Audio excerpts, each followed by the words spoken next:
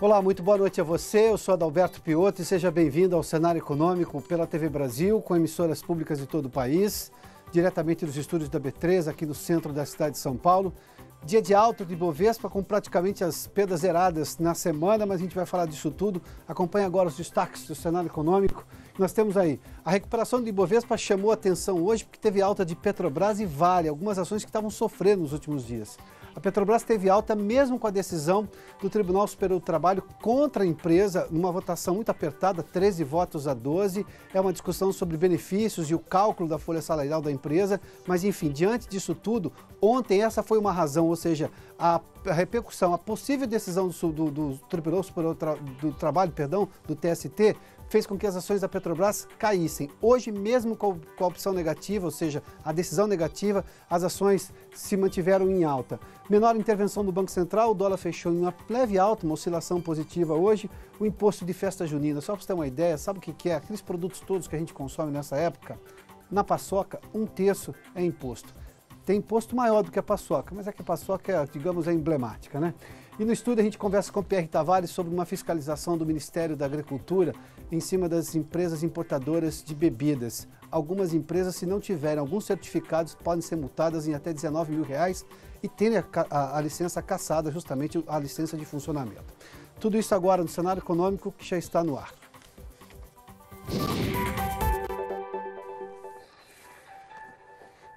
O Ibovespa teve alta hoje durante o dia, aliás, uma alta que superou 1%, e estava zerando as perdas semanais praticamente, porque nós tivemos uma oscilação importante do Ibovespa, na segunda foi em queda, terça e quarta em alta, ontem queda de novo, hoje uma alta, mas enfim, as ações da Petrobras e Vale puxavam o índice durante todo o dia, durante todo o dia o índice do Ibovespa, o principal índice aqui da Bolsa de Valores de São Paulo, para cima. Mas no final do dia, o Ibovespa recuou um pouco e, obviamente, puxado agora para baixo pelas ações da Petrobras. Vamos dar uma olhadinha nas telas de mercado que a gente entende esse movimento hoje, que foi bem atípico. O Ibovespa está aqui, olha, 70.640 pontos, uma alta de 0,81%, importante, levando-se em conta que o índice tem levado tombos sucessivos nos últimos dias. Aliás, no último mês e meio, o Ibovespa tem sofrido bastante. A gente falava de 86 mil pontos tempos atrás, nós estamos com 70. Hoje chegou a pouco mais de 71 mil pontos, uma alta bem acima de 1%, recuou justamente porque Petrobras, que tem um peso importante do índice, caiu no final do dia. Mas vamos lá, para a gente fazer um balanço da semana. Na semana, o Ibovespa fechou com queda de 0,17%, ou seja, se tivesse subido um pouco mais, teria zerado as perdas da semana.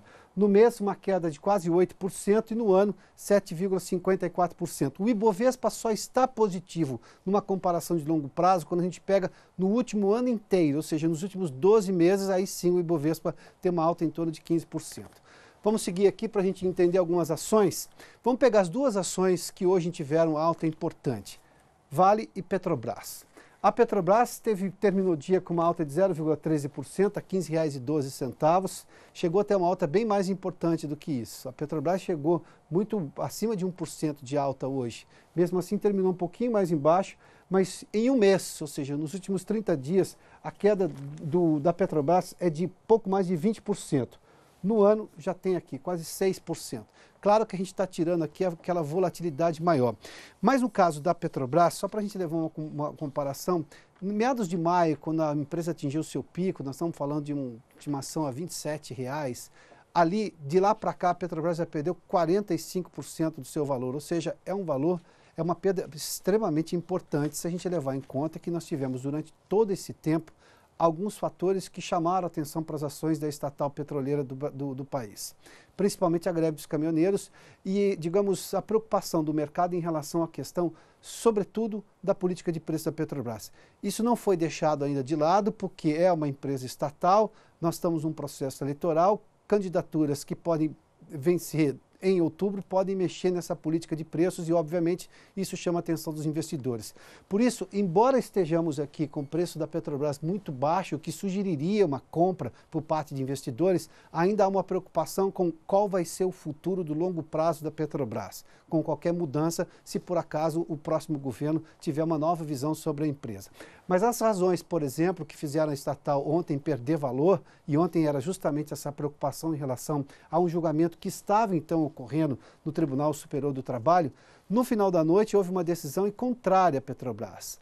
15 bilhões seria um custo se a empresa fosse pagar hoje, de acordo com a decisão do Tribunal Superior do Trabalho, que questiona ali, a ação era justamente sobre computar ou não benefícios na conta salarial da empresa. A Petrobras perdeu, mas diz que vai recorrer no próprio Tribunal Superior do Trabalho e também ao Supremo Tribunal Federal, se julgar que é o caso. Mas hoje o que puxou as ações da Petrobras para cima, apesar desse detalhe extremamente importante do TST, que não tem aplicação imediata, porque a empresa já disse que vai recorrer, foi o preço do petróleo. O petróleo subiu bastante hoje, daqui a pouco nós temos esses dados. A Vale foi outra empresa importante que subiu 1,5%, para a gente ter no mês, há uma queda da Vale ainda de 5,35% em um mês, e no ano nós estamos vendo uma ação que foi extremamente valorizada. Nós estamos em 6 meses do ano, praticamente 5 meses e meio, pouco mais que isso, nós estamos falando de uma alta de 20% só neste ano, no caso da Vale. Vamos dar uma olhadinha em outras ações que tiveram comportamento. A Gerdau subiu 2,22%, Itaú, Bradesco, são essas duas ações têm peso muito importante no Ibovespa. Ambev caiu hoje 0,11%, Ambev tem oscilado, ontem também nessa semana teve vários resultados negativos também. Vamos lá para a cotação do petróleo. Isso teve intervenção direta, ou seja, teve influência direta na ação da Petrobras hoje. O tipo Brent subiu 3,28%, é o petróleo negociado na Bolsa de Londres, e o tipo WTI, que é o petróleo texano negociado na Bolsa de Nova York, teve uma alta expressiva, chegou a ser mais alta durante o dia, chegou a ser maior, durante o dia, 5,21% a quase $70 o barril do petróleo. Ou seja, aqui se explica boa parte dessa questão das ações da Petrobras. Apesar dessa decisão negativa no Tribunal Superior do Trabalho, as ações terem, digamos, recebido um certo fôlego durante a operação aqui na B3 nessa sexta-feira. Nessa sexta-feira, dia Jogo do Brasil.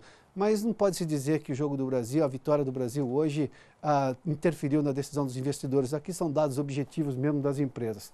O dólar comercial, 3,78, teve uma intervenção só do Banco Central hoje, $1 bilhão em swaps cambiais, a alta foi de 0,40%. Na semana o dólar se valorizou 1,31%, no mês 1,29%, e no ano aqui nós temos uma alta expressiva do dólar, 14,03%.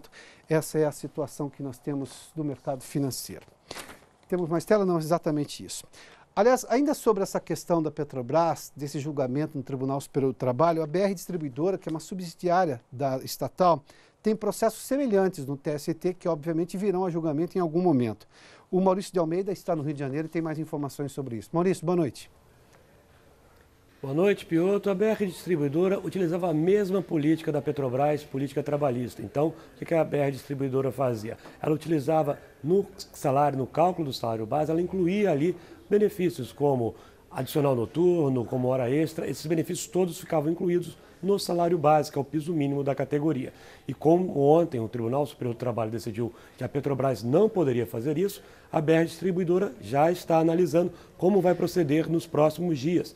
A BR anunciou que tem pelo menos 4 processos alegando a mesma situação, cobrando que a BR Distribuidora não pode incluir no salário base esses benefícios. E se isso acontecer no cálculo inicial, a BR Distribuidora já sabe que vai ter que pagar pelo menos R$500 milhões. Mas a companhia está aguardando transitar em julgado a ação da Petrobras para decidir como vai agir. Os casos da BR Distribuidora ainda não foram julgados, ainda precisam chegar até o Tribunal Superior do Trabalho. E certamente uma decisão do Tribunal Superior do Trabalho vai orientar as outras varas da Justiça do Trabalho que vão acabar seguindo a jurisprudência criada pelo Tribunal Superior do Trabalho. Portanto, no momento, a BR Distribuidora está em compasso de espera.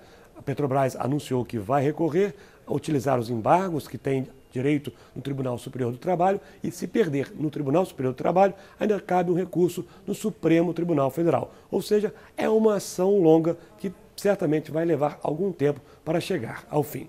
Piotr.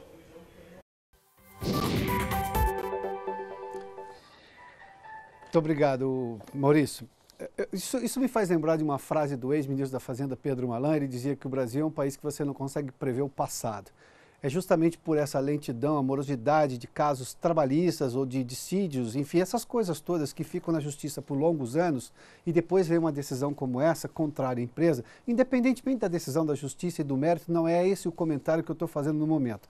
Mas quem, por exemplo, apostou na empresa ou quem olhou para a empresa de uma maneira no final do ano passado, agora, com essa decisão da Justiça, que impacta, obviamente, se por acaso a Petrobras não conseguir reverter isso, mesmo no TST, ou levando o caso ao Supremo Tribunal Federal, isso impacta, por exemplo, nos resultados da empresa, na capacidade dela de investimento, na capacidade dela de repassar, por exemplo, lucros e dividendos aos acionistas, ou seja, por uma decisão de uma justiça, ou melhor, pela decisão da Justiça, de um caso que vem de muito tempo.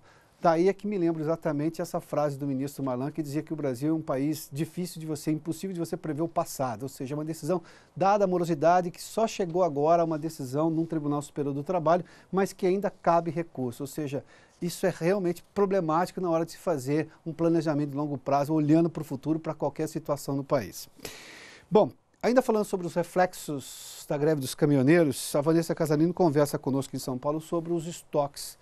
Há toda uma tentativa de se normalizar os estoques no comércio e a Vanessa tem detalhes sobre isso. Oi, Vanessa, boa noite.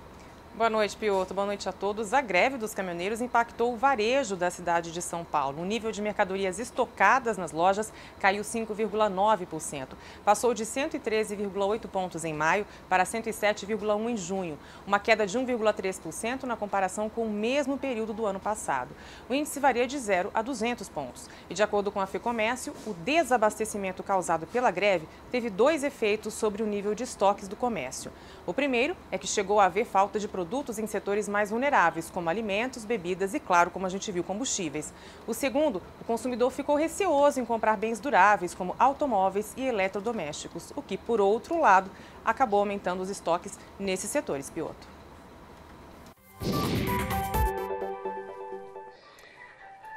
Muito obrigado, Vanessa. Vamos falar de festa junina, não exatamente de São João, aliás, o dia de São João é amanhã, né? Amanhã é o domingo. Bom, enfim, tem a festa de São João, é uma tradição brasileira. Aliás, tem prêmio de São João também na quina, se você quiser apostar, se não me engano são 130 milhões, mas não é nada disso que nós vamos falar, não. Vamos falar da carga de impostos sobre alguns produtos consumidos nessa época de festas juninas. E os impostos são altos, viu? Vamos lá, os dados são da Associação Comercial de São Paulo, está aqui, olha. Fogos de artifício e quentão lideram a lista dos que têm impostos mais altos, 61,56%. Quer ver?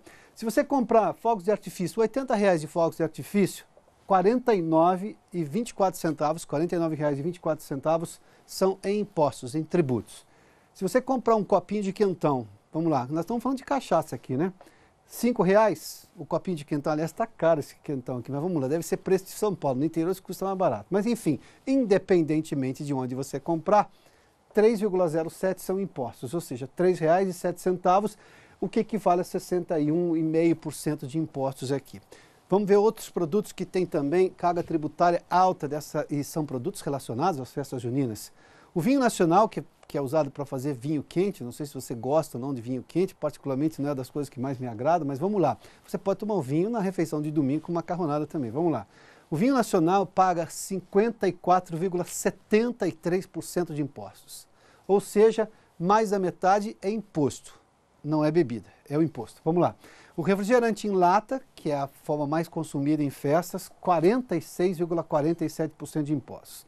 A cerveja em lata, 42,69%.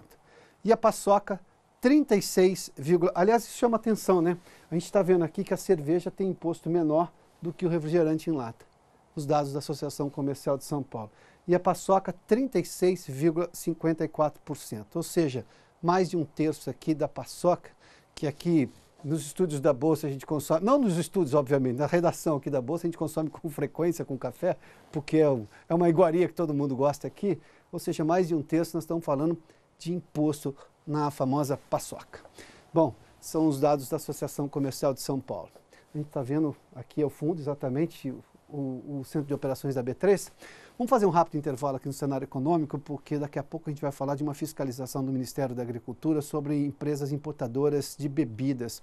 Ou seja, se a empresa não tiver com as licenças em dia, isso passa por uma série de operações, das quais nós vamos falar daqui a pouquinho, podem ser multadas essas empresas em até R$19 mil ou até perder a licença de funcionamento. A gente fala disso daqui a pouquinho, logo depois do intervalo. Uma operação do Ministério da Agricultura está fiscalizando todos os importadores, aliás, vai fiscalizar todos os importadores de bebidas do estado de São Paulo. Eu disse que está fiscalizando, vai fiscalizar porque já começou, mas não terminou essa fiscalização ainda. Ou seja, as empresas precisam rever uma série de procedimentos e licenças, porque senão podem receber multas de até R$19 mil ou terem justamente a licença de funcionamento cassada pelo Ministério.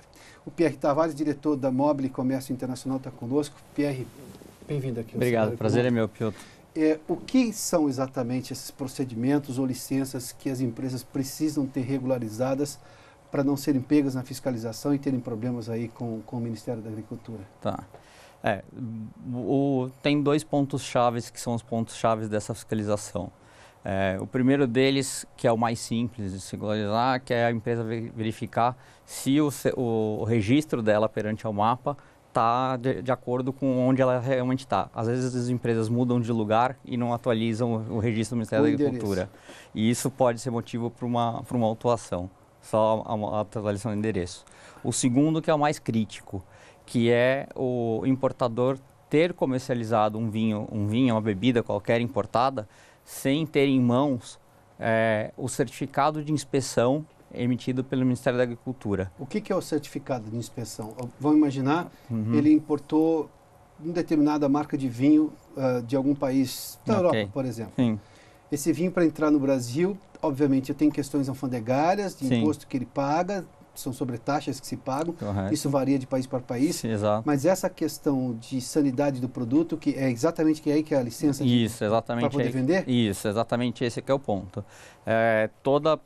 Toda bebida que entra importada no país, ela é retirada à amostra para fazer análise num laboratório credenciado do Ministério da Agricultura, e esse resultado dessa análise vai direto para o Ministério da Agricultura, que vê se as bebidas estão dentro dos parâmetros estabelecidos na nossa legislação. Entendi.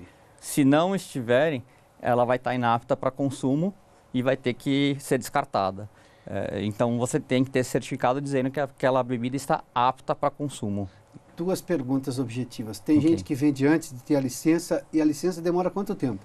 Tem gente que vende antes de ter a licença, justamente porque a licença, esse certificado, não é a licença certificada. Perdão, é o certificado. O certificado, em média, demora em torno de uns 30 dias depois que você já tem até a bebida desembaraçada. Entre todo o trâmite de laboratório e Ministério da Agricultura. O desembaraço, só para quem não conhece, é uma expressão técnica, o Pierre pode explicar melhor. Mas você chega com um produto, vou imaginar no porto, aí tem um processo administrativo para liberar aquilo, que é uma questão de pagamento de taxas, de importação, essa coisa toda. Isso normalmente já é demorado. Sim, ou seja, para quem comprou uma bebida e está olhando para uma época específica, esse tempo já é alto. Sim. Mais 30 dias normalmente para conseguir certificado de inspeção. Ou seja, é uma tentação para o importador vender assim que ele recebe a bebida no depósito dele, é isso? Acaba sendo, né? Principalmente considerando os custos Brasil, né, custo de dinheiro empatado e outras coisas. Pierre, mas quando o produto já é liberado do porto, ou seja, desse desembaraço, é só meramente uma questão administrativa, não entra na questão do certificado de inspeção? Ou seja, para eu desembaraçar e liberar o produto, independentemente de se ele tem ou não tem um certificado de inspeção, é isso? É isso. Você libera ele... Mas o governo é o mesmo, não é? O governo é o mesmo, mas são órgãos separados, os órgãos não se conversam. Infelizmente, isso acontece com todos os tipos de produtos que tem mais do que um órgão controlando, não só a Receita Federal. Não, porque eu posso entender, como brasileiro, a preocupação do governo em, primeiro, evitar a evasão fiscal e as questões sanitárias. Correto. Agora, eu posso entender também a parte do empresário, que quer, obviamente, o produto mais rápido, ele está pagando todas as taxas, não está se negando a fazer nada. Agora, o tempo para se ter essa liberação, que me parece longo demais e que atrapalha o negócio dele. Exatamente. É isso se influencia no PIB, se influencia no comércio, se influencia em arrecadação, não é? Até mesmo no custo do produto, né? Porque ele vai esperar 30 dias a mais pagando armazenagem, com capital empatado, sem poder girar aquele dinheiro, então, até no custo final do produto impacta. Ou seja, se a empresa, por um acaso, apesar desses problemas todos, o custo da burocracia brasileira, que também é conhecido como custo Brasil, né, que você já fez menção aí, se ele não tiver esse certificado de inspeção, ele corre o risco de ser multado e imagino que é apreendido também o produto. Provavelmente o produto apreendido. Que é um prejuízo gigantesco. Sim. Exatamente. O setor já se movimentou para ter, digamos, uma agilidade maior nesse procedimento? Existem ações, tem uma associação que é a BBA, que é a Associação Brasileira dos Exportadores e Importadores de Bebidas e Alimentos. Essa associação, ela tem hoje cerca mais ou menos de 150 associados, sendo que a gente tem em média no Brasil algo em torno, a ordem de grandeza, de 600 empresas importadoras de bebidas. Então eles têm um pleito junto ao governo para tentar agilizar esses processos, né? Eles estão sempre conversando com o governo. Inclusive a própria operação, que chama Operação Baco, que está ocorrendo agora, o Ministério chamou a BBA para conversar e falar que teria a operação e a gravidade que seria isso, né? Para quem estiver irregular, para que todo mundo tentasse correr e regularizar essas situações. Eu vou dividir com nossos espectadores uma informação que você me deu antes da gente começar a entrevista. O Ministério pode ter o certificado, emitir o certificado de inspeção, ou seja, autorizando a venda daquela, vamos imaginar, do vinho, mas se o importador não for buscar o certificado e deixá-lo na loja dele ou na empresa dele, ele também vai ser multado? Também vai ser multado. Ele tem que ter o documento físico arquivado na empresa.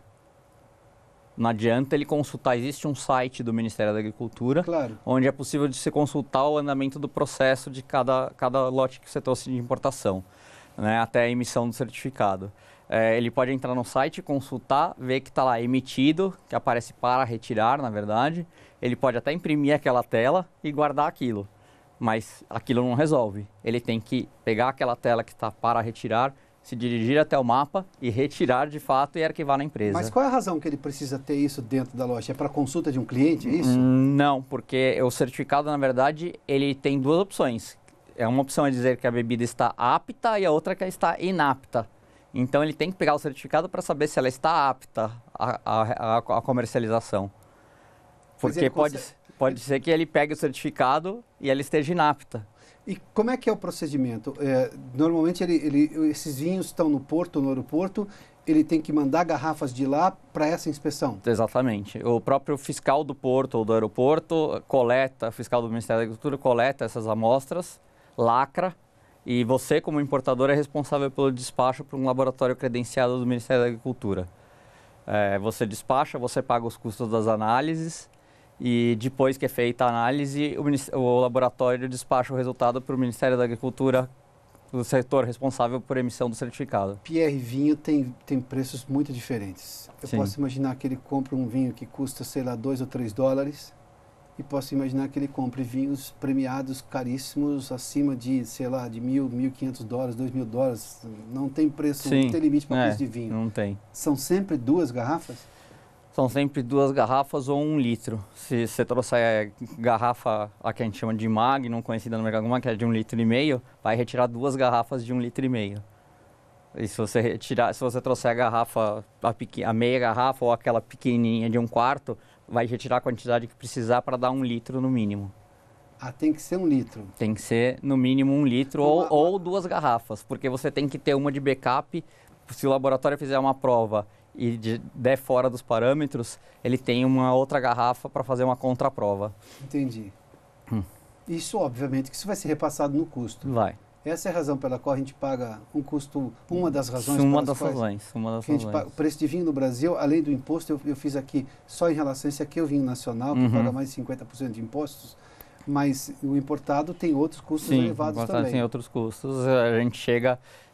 vinhos que vêm de fora do Mercosul, a gente chega a fatores em torno de 150% a mais do que o valor que saiu da origem. 150% a mais. Dependendo do tamanho do lote, dependendo do valor do vinho, tem uma série de fatores que agregam esse fator, mas você pode chegar a 150% a mais de custo. A gente começa a compreender o porquê que o custo é extremamente elevado. Né? Pierre, obrigado pela gentileza. Imagina, eu que agradeço novamente. Aqui no Cenário Econômico. Bom final de semana Estou você. dispondo para você também. Bom, de alguma forma a gente conseguiu entender por que o custo do vinho no Brasil, sem contar que, por exemplo, países que cederam milhares e milhões de imigrantes que fizeram esse país acontecer, vinho paga preço de alimento porque é considerado alimento dentro da legislação daqueles países. E aqui no Brasil tem um imposto bem mais alto, além desses procedimentos burocráticos todos. Bom, o Cenário Econômico termina aqui. Muito obrigado pela sua companhia, pela audiência. Boa noite a você. A gente volta na segunda-feira. Bom final de semana, então, né?